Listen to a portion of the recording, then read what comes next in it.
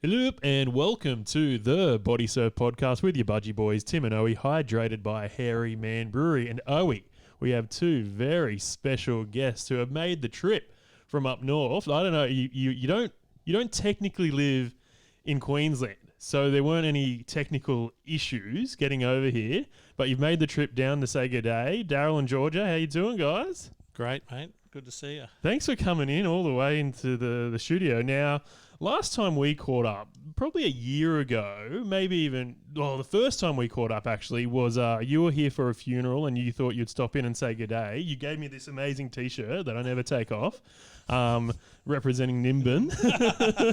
But we had, I reckon, one of the best body surfs the Budgie Boys have ever had, and it was because you just rocked up out of nowhere. You brought some of your gear. We were all sharing hand planes that day. I remember having a really good time sharing all the gear. But the thing I remember is the surf was awful, but we still had a good time. It was, and that's something that's really important about body surfing is who you do it with, really. And as Owie says, it's always overhead. Yeah, it is. And I'm excited about talking to you two guys tonight because when I think of body surfing, your faces pop up. That's just as soon as I wake up in the morning, I go, body surfing, Darryl and Georgia. And it's because we met you just so randomly. Talk us through how we met, actually, because I believe it was at Womp Camp and you just appeared. No, we met you guys. We came down for a funeral. We met That's you. right. Yeah, that's on right. Insta? Yeah, on Instagram. Were you not listening to what I just said? No. I never listened to you, Timmy. I never listened to you because that's right. Actually, I try and imagine my life separate to Tim's because a lot of the time we have the same stories. We have the same stories. That's true. And so, we did actually. You messaged us on Instagram and you just popped up randomly. That's right. And that was a really good surf. We met up at gate 22. We did, yeah. And we had the Benway. We Yeah. swapped that out with my Oh, boy. that was the first time we took Benway, the Benway out. Yeah. And Jesse was there, I think, wasn't he? Yeah, and there were just the four of us, and we had it wasn't great. We just ripped in and charged into it. Well, Tim described it as a terrible day. I remember it being really clean and nice. It was glassy. It was very glassy. Surf wasn't big. What would you say? 1, 2 foot? 2 tops? foot? Yeah. 2 foot sets maybe? It depends if you're on the Gold Coast. It would have been 6, wouldn't it? If Yeah, you're that's right. Yeah, for sure. But that was the first time, and but my real vivid memories of you guys are at Womp Camp, and that's where we kind of really forged a good friendship and hung out quite a lot. That's more of the story I want to get because, as I said, it was just random and. Body surfing just brings people together. And couldn't agree more. Yeah. It was so good. Yeah. And then you value add the next time you see them, your connections grow stronger, don't they? Yeah. So why did you decide to hit us up on Instagram that first time? Did you just see what we were doing? Did you listen to the podcast or was it... Yeah, I'd been listening for a while. Yeah. And I just liked what you were doing and how it was bringing people together and people were talking about it at the beach. And I thought I'm right there in Cronulla and if you're doing your Saturday morning regular, I'll hit you up and see if I can come for a splash with you, and worked out really well. I really enjoyed it. Yeah, that's cool, man. Timmy, you're wearing the Nimbin shirt. Now, the Nimbin is not really known for its surf breaks. Nimbin Head Surf Club, mate. So, are you the founder of the Nimbin body surfing crew, Darryl? Absolutely. You are, yeah. With the Southern Charter of the Goldie Sliders. Yeah, that's right. And you guys live up there now. Yeah, we're on a farm about 10 minutes out of Nimbin, probably 45 minutes to the Tweed. Yep. And an hour to Byron, so that's sort of our scope of where we hit. Great. And you've been up there for 20-something years. Nearly 30 now. Wow. But you're originally a Maroubra kid. Maroubra boy. So did you ever body surf around here as a young bloke? Always. Yeah. Especially when I did nippers as a kid, and it was always the thing to get out Maroubra and charge down some massives, close out straight handers and get drilled. That's what it was about, and it was. I used to make my own hand planes out of skateboard decks back, cut them out of plywood, and they were just crap. But because I'm guessing the sort of stuff we see now wasn't around. The fins probably weren't like the same, and handboards or hand planes weren't really the sort of technology we have now. So were people just making things out of fence palings and stuff like that? Pretty much any timber you could get, and you could steam it and bend it in a vise and shape it with a jigsaw and get a point on the front and put a strap on it, and away you'd go. totally different to like what you see now, like especially the carbon boards from Garage or something like that, or the buller shapes. They're all unique. Yeah, and you were very close to becoming a shy boy, and you were thinking about buying a place around here, but you decided to head up north and get the farm. When you moved in, were you sort of mindful of what beach breaks were around you? I'd travelled a lot to Byron as a kid. We used to do lots of surf trips, and I'd loved Byron in the past, and I liked Duranbar, always liked Duranbar and places like that. So, but no, it was really just an opportunity to buy a cheap property at the time. So it was spend 180 on a unit in Southo, or 120 acres, 120 grand on a 15-acre farm out in the bush. And it was a no-brainer. So you start body surfing up there, and whenabouts did you start hooking in with the Goldie sliders? Probably about 2 years ago. I just found them on Insta. I went, mob there. And I hit up Ben. Yeah. And chased him up, and he said he wasn't there that week. He said, come up the cruise there, and I was made welcome, Simon and those boys, and it's got a real good vibe about it when they hit the water on a Saturday, and I got addicted to it, just the camaraderie, and I've made some really good friends out of them, Ant and Ben and Hamish are really good characters, and yeah, it's like becomes part of you really quickly. And Daryl, so you've got a bit of a history body surfing, grew up doing it, I'm guessing. Yeah. Now you've got your daughter involved.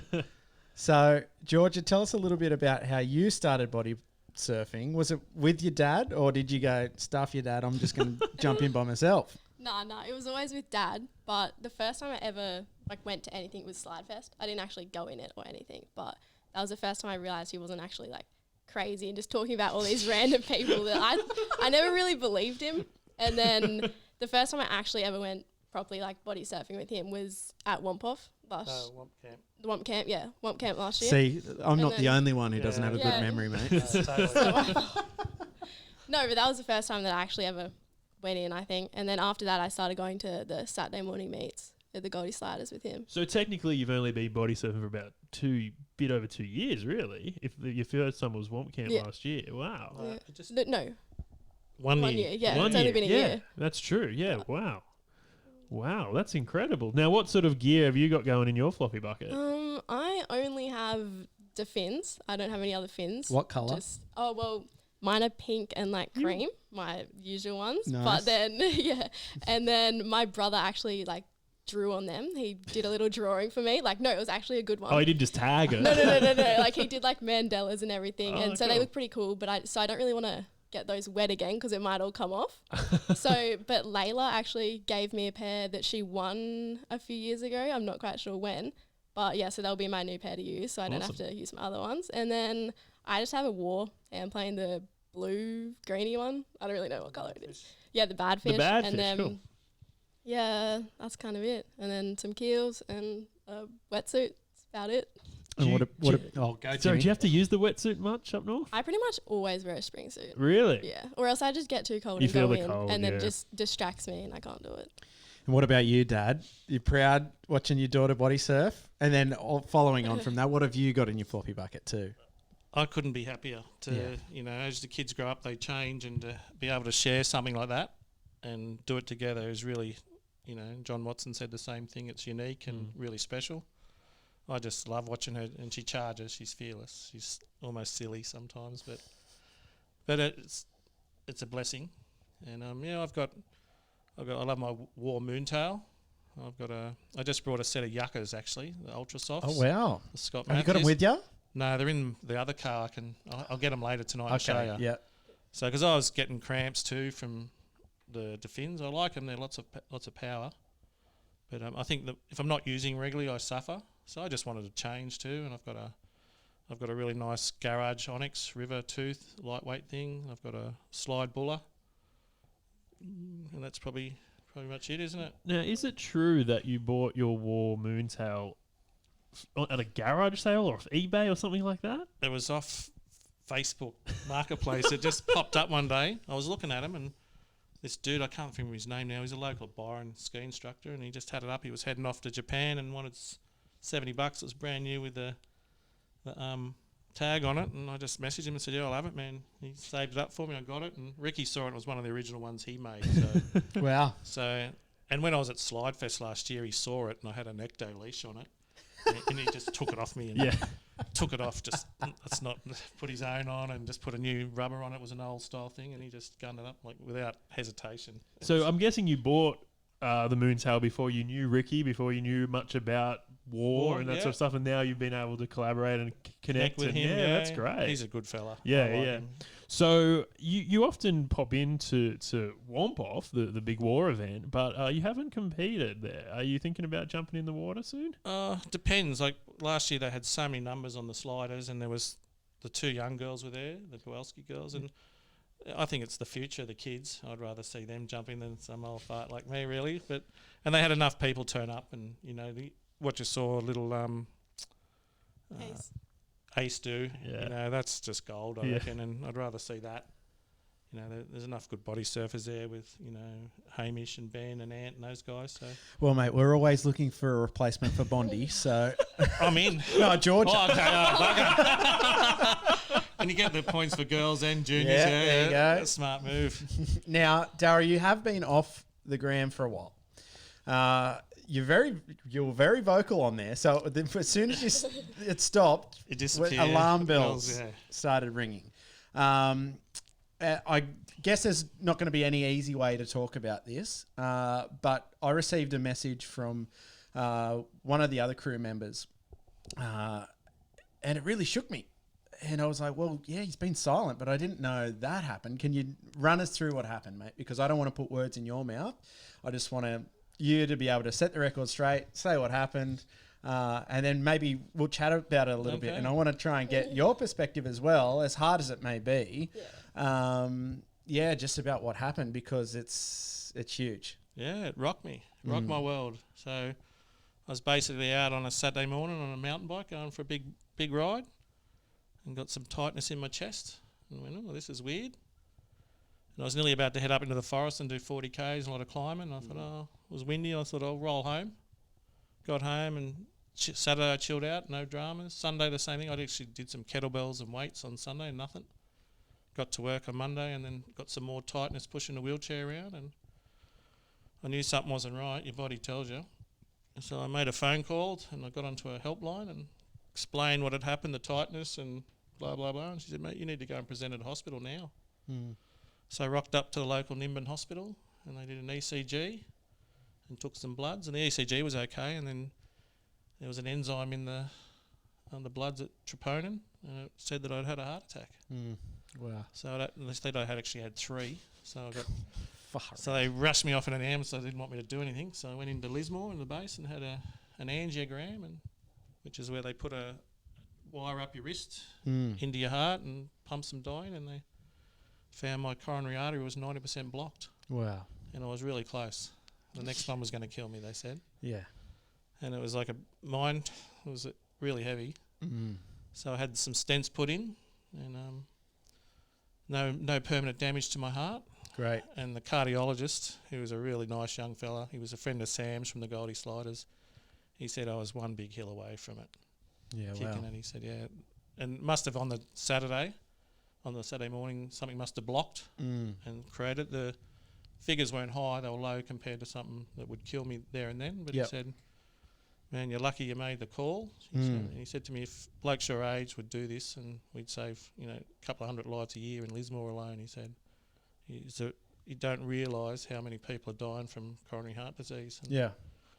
And it looks like it's a hereditary, I eat well, I don't smoke, I don't drink a lot, except I might get on it occasionally, but the risk factors were really low. Yeah. So my father had the same thing and my mum, so I think at the end of the day, I feel like I've dodged a bullet. Oh, for sure. And I've come out the other side, and and the future's just normal. Once you've had the surgery, life expectancy doesn't change, and so I'm stoked that I feel blessed, that I can still do what I do, and I've got my friends, and the people around me were really being supportive, and it was a real mental battle the first couple of days. Like I was really fighting in my head, going, "What have I done wrong?" Yeah, for sure. And for me, it's a great reminder to me as well, because my dad had a massive heart attack. I think he was 99, if not 100% blockage. Yeah. And I remember when I saw his scan, and it's like a river of blood to a point. It's just nothing. There was just nothing going through. I was the same, and like And what had happened, the cardiologist said my heart had adapted. That's what Because said of the to my dad exercise, as well. and I was getting blood in other ways because I wasn't getting breathless, and I was still doing. The Wednesday before, I rode home 55 k's from work on my pushy into the wind, Wow. and it sucked. And Yes. I just had to embrace it, and I did it easy. Yep. And we were using Strava for track and everything. Rides weren't getting easy; they were just getting quicker. So my cardio was good, and he said that's what had happened. My exercise had mastered it, and I think I just was lucky enough I listened. He said I could have gone on for another 12, 18 months, 2 years and not felt much and then just like Dean Jones, I suppose, just dropped like a rock. Well, that's it. During the week, former Test and one-day cricketer Dean Jones passed away from a massive heart attack. And you wonder if he had little signs that he just didn't pick up on. And good on you for noticing something happening and going, I'm going to just monitor this and chat to someone, because being a bloke, you go, no, it's all right, I'll press on. It would have been easy to just have dinner and have a shower and go to bed and worry about tomorrow. And so I feel like for whatever reason things lined up in my favour. You know, she's probably, these things are really important to you. You don't realise until you're under that sort of stress, and so I feel really blessed that I'm still here, to be honest. Yeah, for sure. And Georgia, for you, how did you feel when you found out? Was it quite daunting? Yeah, it was. I mean, I didn't really know because, like, he just went to the hospital and he didn't tell me. Well, like, don't worry, that's what happened to my dad as well. I found out 3 days later. Yeah, that's pretty much the same thing. Like, I had to go. Me and Mum had to both go because he drove himself to the hospital, so we had to go pick up the car because he had to go to Lismore base in an ambulance. So I stayed in Lismore at a friend's place just in case I had to pick him up at night because he thought it was going to be all fine. And then and then it ended up being like I stayed at my friend's like a few nights because we didn't know how long he was going to be there, and he just told me everything was fine. They just didn't know what it was, so you had to stay there longer because they didn't want to tell me because they didn't want to stress me out, but stress me out more not knowing. But yes, I didn't really know too much until it was kind of already fine and it was all over. So I only got told like after, like I got told he was having the surgery, but he told me that it was fine and all that, so didn't really. That's the dad thing. I had the son out in the middle of the ocean on a yacht. I had one in Sydney and my daughter close by. You just didn't want him to freak out. You know? Yeah. And I didn't have any answers at that stage, so I thought I won't say much until I had some clarity. And then after the surgery and it was all good and the heart was no damage, I thought, oh well. Yeah, and if you're listening to this, and you don't even have to be old, honestly. Really, you can be any age, any fitness level. If you've had it run in your family, just go and monitor it. Watch your cholesterol. Watch all the warning signs. And if you have symptoms, talk to someone. That's what men don't do. Girls are great at it. They will brainstorm with their girlfriends. They'll go and see their GP for the littlest things. But boys just don't do it, you know. And I think long term, you've got a balanced life, you know. You've got to try and live an 80, 90, 10 sort of lifestyle where you eat well and exercise well. But, you know, talk to your GP. Go and see him. There are things you can have done and checks you can do, especially if you've got family history. And, you know, once you're over 45, you're a different human, you know. You're ageing and your body's changed, you know. When you're your age, not much phases you, does it? Well, we're 30 now, mate. It's all downhill from there. Yeah. But, you know, that's what Tim keeps telling me. Yeah, it's not. Seriously not. But, you know, you've got to monitor yourself. And I'd had a GP check the week before. I'd gone to the GP and had my blood pressure done and bloods done. And it was all, he's going, fit, resting heart rate 60, 110 on 70. You know, I was feeling good mentally. So I was there on the Thursday. Had a checkup. So, and I do that regularly anyway. But I think the key to it is being aware of things changes. You know, as soon as I realised that tightness in my chest, I thought that's not right. And one of the other funny things, I'd been struggling with a bit of back pain, not heavy, but by the end of the week, I was really stiff in the hammies and the glutes and the lower back, and I was stretching out over the weekend. As soon as I had the angiogram, the pain has just gone. Wow. And he said that can be part of it for males especially. I had none of the stuff in my left arm or my jaw. But as soon as I got up after the angiogram, the pain was gone, and it has not came back.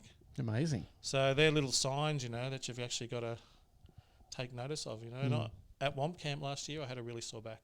Oh. Yeah. but it went, and maybe that's a precursor.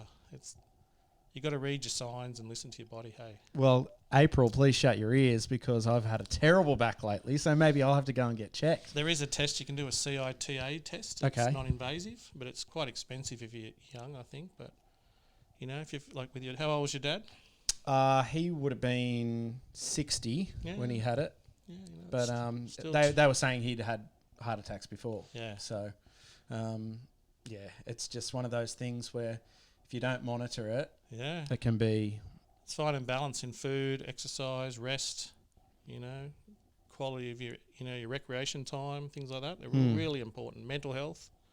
The stress can cause, to have heart issues, let alone anything else. Yeah. So, I think it's a real key, keep in touch with your body and if you don't feel right, talk to someone, even if it's your mate, and hopefully your mate's smart enough to go, hey, dickhead, go and get looked at, Yeah. because sometimes that's what it takes. Mm.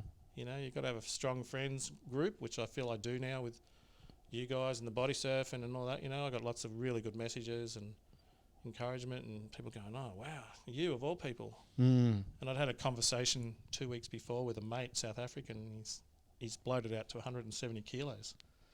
And his legs are, terrible, and his heart, he's sweating when he does it. I said, mate, you got to get fit or you're going to have a heart attack. And then you did. 2 weeks later, I'm in there going, oh, what have I done?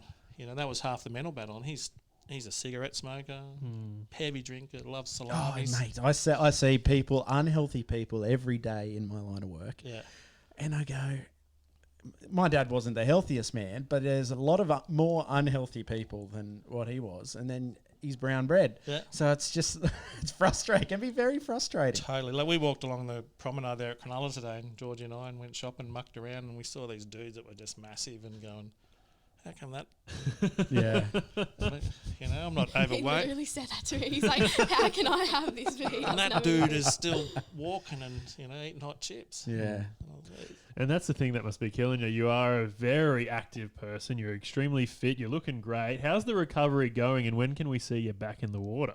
I'm probably 5 weeks, and you just basically walk for a month, and no loading of weights or anything heavy.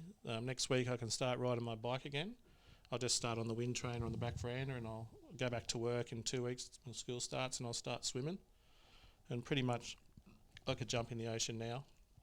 And just as long as it wasn't 6 foot and holding me down for a week. Like tomorrow. Yeah. So I'll just pick my mark at this stage. Yeah. But, as soon as the borders are open for us, we're in the bubble now up in northern New South Wales. So I really want to get back and touch base with Ant and Hamish and Ben and Travis and all that crew. Yeah. Because that's been really, really important to me, just as being connected to something. So, and that was sort of shut off since, April. So, no, I'll just take it easy, By Christmas, he said I should be back in the full swing and back to normal. I've probably lost only 2 kilos. I was only 92 kilos, so it wasn't big. Yeah. So, but, yeah, I'll just take it steady, man, and I'll be back. I want to come and stir you blokes up somewhere again. Because Georgia was telling me you guys were pretty much packed to head to Womp Camp when this all went down. You must have been spewing missing out on that, because that's something you've been going to for a while and you absolutely love it. Was it hard to listen to the last few podcasts? And because we were going to try and interview you then. Yeah. And when we got the news, we were just like, that kind of, it's awful. But I guess nothing would stop you going there except for this. For a heart attack. Well, I'd packed everything on the weekend. The camper box, the swags were done. The floppy bucket was loaded. It was just a matter of, I was taking the Thursday off and Friday, and we're going to head off early, and was looking forward to seeing everyone, and then Monday I was devoed, really. I didn't know any of this was happening, so I still thought we were going until like the Wednesday when he told me he was going into surgery, and I was like, oh, okay, so it's not really going to happen now. So I was devoed because I like the camaraderie of the fire. Like Belly's performance last year was unbelievable. Yeah. Yeah. So that, those things are, that's what makes your memories and, what makes you feel good. So I feel like I wasn't robbed, but, you've got to take your medicine sometimes, and I want to be there next year. Make sure I get there next year. We tried to catch up with Belly the other day. I left him some fins there some old mantas he wanted. Oh yeah, of course he did. Yeah. Some blades. Yeah, some white ones. I've had them for like, I couldn't tell you how long. And my son had drawn on the belly sign on it, so That's cool. yeah, so he wanted them, so they go to a good home. Yeah, nice. Yeah. Now, not many people would know this, but I guess you drive quite a fair distance to just catch up with the Goldie Sliders and go to their regular meets on a Saturday morning. They call it the Slab. Would you call that your home beach, or do you explore other places closer to home for you? I'd call it like we surf there more than anywhere else. Yeah. But we drive past a lot of good waves to go there. I can imagine. Crumburn, Alley, and Burley. But it's the sense of camaraderie you get. But they actually move around. We had a really good wave at Durambar just before COVID, didn't we? It was big and solid. Before or after the shark attack? Before. way before. Yeah, way before. Yeah, that was horrendous, wasn't It it? was terrible. Yeah. You've seen the footage? And I have, and it's Yeah. quite busy there. And The poor bloke was the last one in on the bank. yeah, Yeah, it was, it's full on. And I mean, that would be quite fearful now, even body surfing, because I mean, you watch the footage and he's on top of the water, on top of a board, and he just disappears. he got strilled, didn't he, the poor bloke? It was, what do you say? Nothing. Yeah, you can't. And we were at Drambar there, I forget now, with Ben and Simon and Ant, and it was a good 6 foot. We were catching some cracker waves, and Hamish got washed off the rocks. It was pretty funny. And Did a Timmy. yeah. Oh, no, I know what I'm doing. I'm a lifeguard. But he handled it with a blom. He didn't get cut up, which was good. So and we got some really good waves that day. And so they mix around. They like the frog when it's pumping. Yeah. Yeah, they really, Ben loves it. And Froggies, yeah. he loves getting drilled. That boy. He's like you, are he? Oh yeah, He I like likes the getting. womp. Yeah, I Yeah. do like getting hurt. Now, you two are awesome. Like, out of the many body surfing duos that I know, Corey Sainsbury and Nick Brabot, you've got to say probably Hamish and Ben from the Goldie Sliders. They're a duo.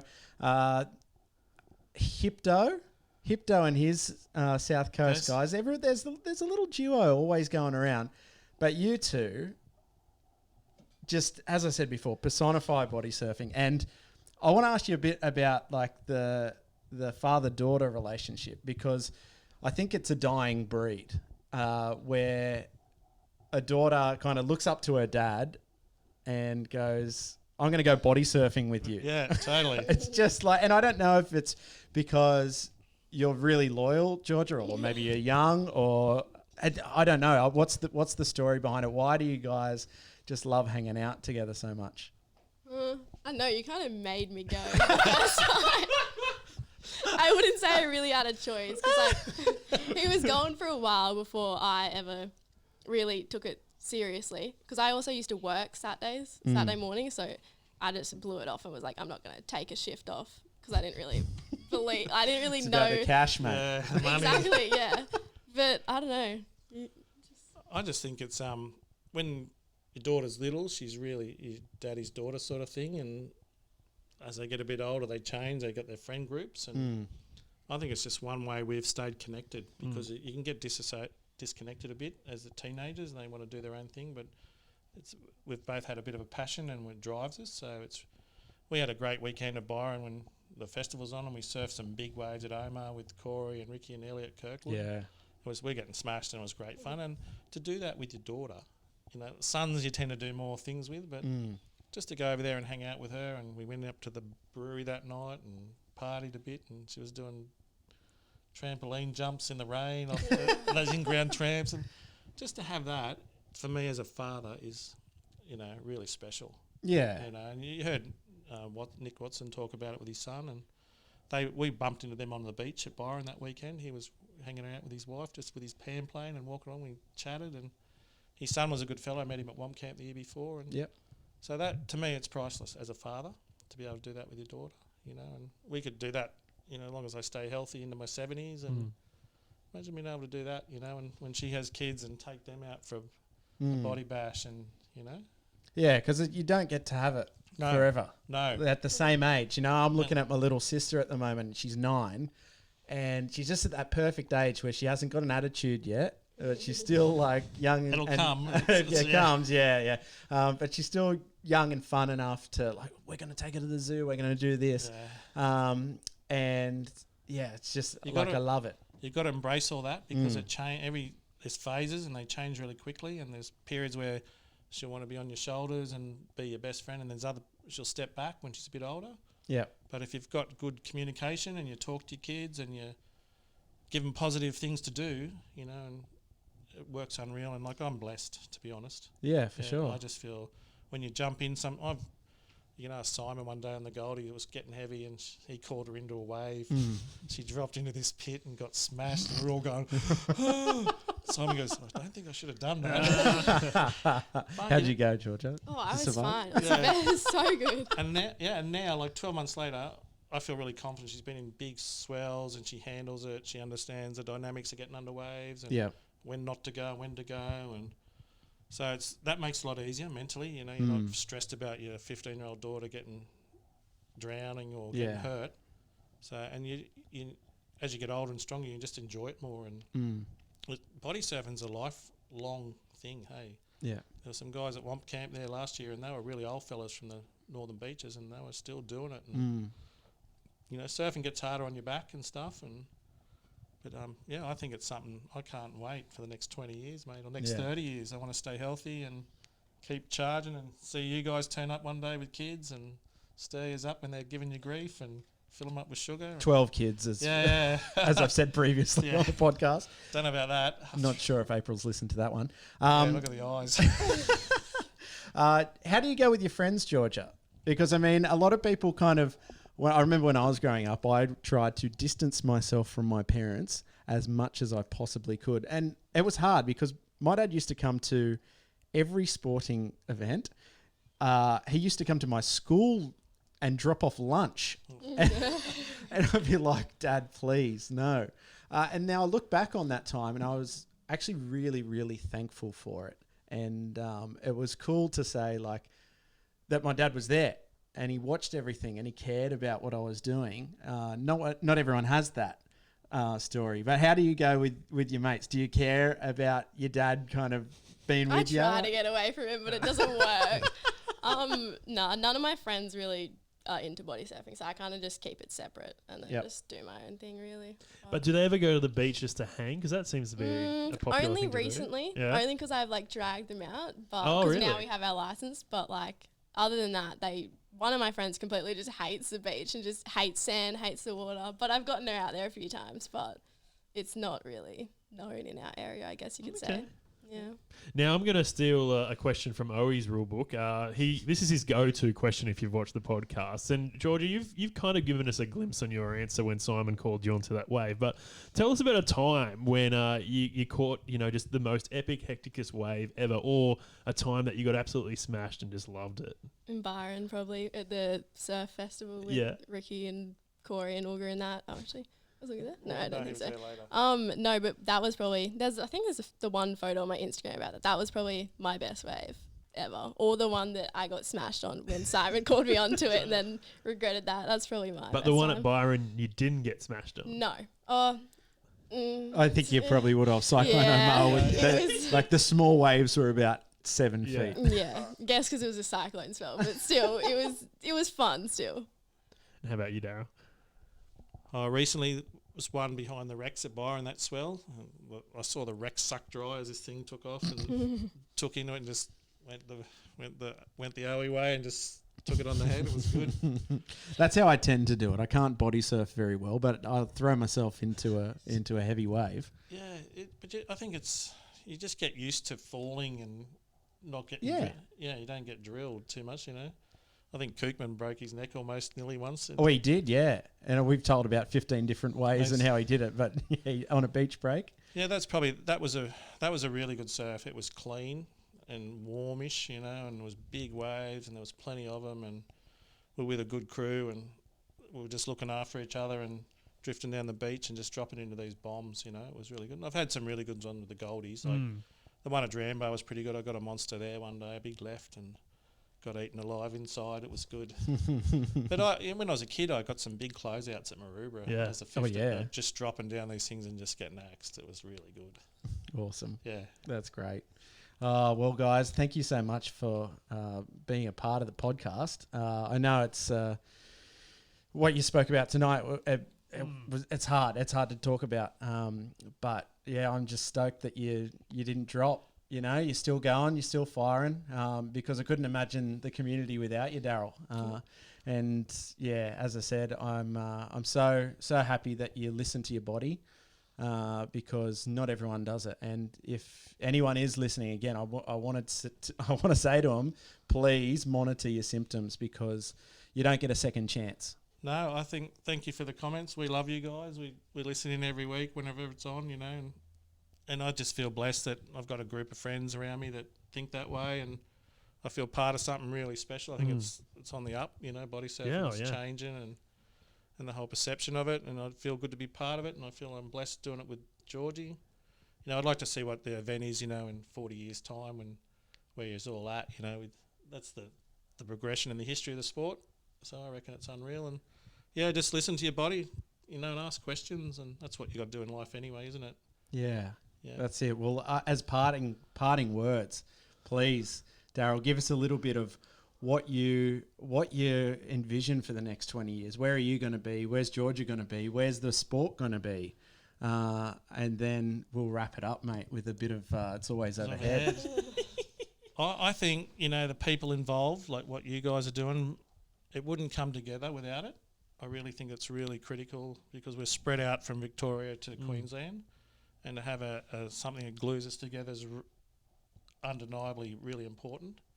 And I just think too, you know, I don't know where it'll go. It could fall over and be nothing, or, you know, I think it'll be that social scene where guys get together and go to Ecto, or they get together and do Slide Fest, or Womp-Off. You know, Womp-Off was big last year. We had a ball, all of us, and I think they're the really important things that pulls the community together. I think I know it's never going to be a money sport like pro surfing or tennis or whatever. It's just I think it's really, I don't know, it's hard to explain, but I love it.